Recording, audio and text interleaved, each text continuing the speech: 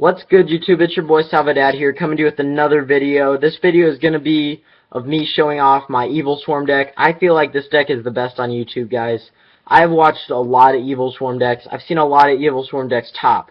But this deck, personally, in my heart, is the most consistent. I've tried all those other decks on Dueling Network, Death Pro, all that.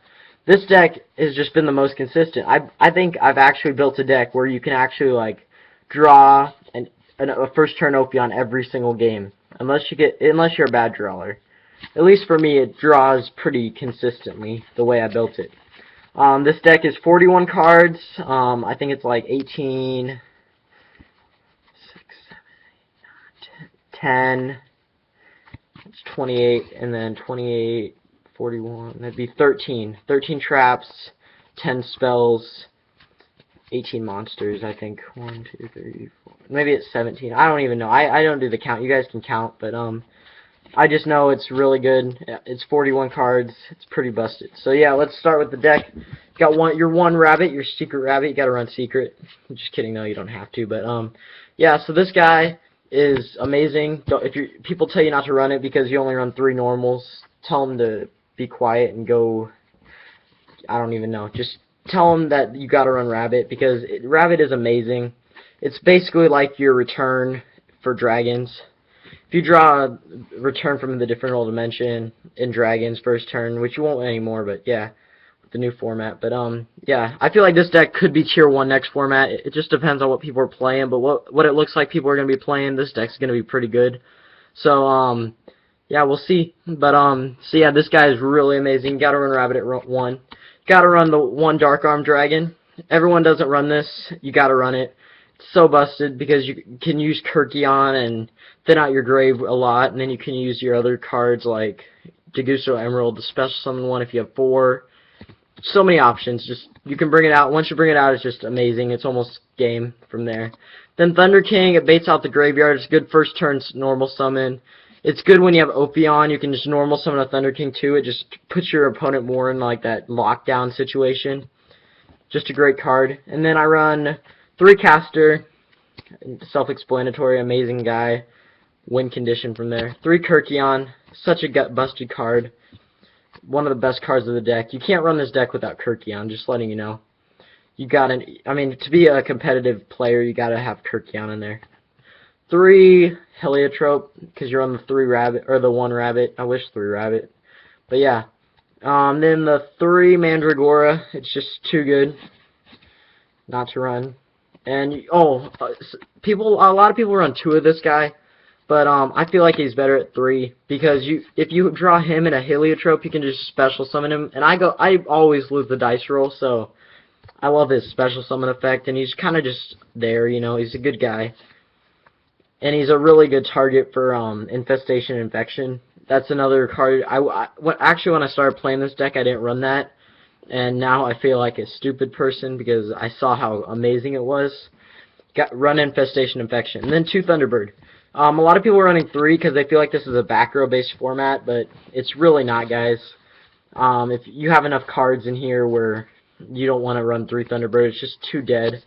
But yeah, that's the monster lineup. Pretty standard. Just maybe the Dark Armed and maybe the Thunder King, that's the only difference. But spells are where it gets a little different too. I run 3 Pandemic. I've seen a lot of people running 2. This is a back row based format, but it isn't. I don't know how to explain it. A lot of decks aren't running back row, especially going into next format. A lot of decks are going to be focusing more on speed rather than back row, which is a bad move for them. But like Karakuris and all that, and dragons and light swarms and I don't know, but so yeah, definitely we're gonna be seeing some back row, so definitely run the Pandemics to help bring out your Evilswarm Ophion. That's your main combo in this deck if you didn't know that. And then Mystical Space Typhoon and Dress to make sure that Ophion can get on the field okay and stay on the field and use your back row to protect it. And then you run Rhoda to search your caster and add that to your hand. If you draw this in any Evilswarm, it's pretty busted because you have an automatic rank 4 if they don't have outs. Dark Hole, standard. And then a lot of people don't run this, but I do. Allure. It's kind of that extra +2 because, like I said, I always draw a monster, and I always have that one extra Evilswarm in my hand, you know, where I can just go alert, draw 2, make no doubt in my mind, destroy that, and then I get a +2, so it's pretty busted. Then going on to the traps, we run 1 Infestation Infection. Don't run 2 or 3, guys. This card is amazing, but it's not needed at 2 or 3. It's just kind of there. It's a great card. Don't get me wrong, but I mean, there's only 2 MSTs or 2 to 3 MSTs in their deck, and then 7 tools. I guess some people are running that now. So then you run the 1 XYZ Reborn. I haven't seen a lot of people playing this. This card is probably the best card in the deck. I say a lot that about all the cards, but this card especially, because you can just bring back any of your XYZs, because that's the main point of the deck, is to XYZ. So you have so many options by the end of the duel, and I always draw this like late game.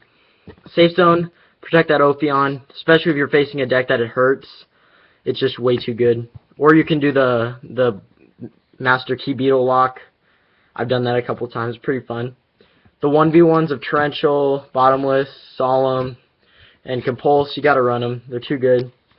3 Fiendish Chain, it's just amazing. I would run 40. I used to run 2 Fiendish Chain, but I bumped it up to 3 just because it's so good. Fire Fist is the deck that hurts this deck the most, because they can just go bear, pop it, going into the next format. But yeah, so this is great because you can Fiendish Chain, the Wolf Bark, the bear, whatever. It's just too good. 2 Mirror Force, and my personal tech, 2 Magic Cylinder. I was running Deep Prison, but then my brother wanted to use them one day, and we only have 2 right now. So I'm like, okay, what can I play for the next 2 traps? I'm like, okay, yeah, I'm going to try this out.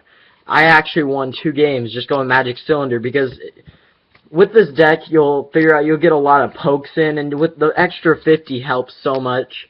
So you'll get those extra pokes in, and then by the time that you run out of stuff, they'll have something, and then you'll go, okay, Magic Cylinder, okay, GG's, because I hate you so much in the beginning of the game, and you activated maybe a Solemn or 2, a Solemn, and then maybe something else, like a 7 Tools of Bandit, I don't know.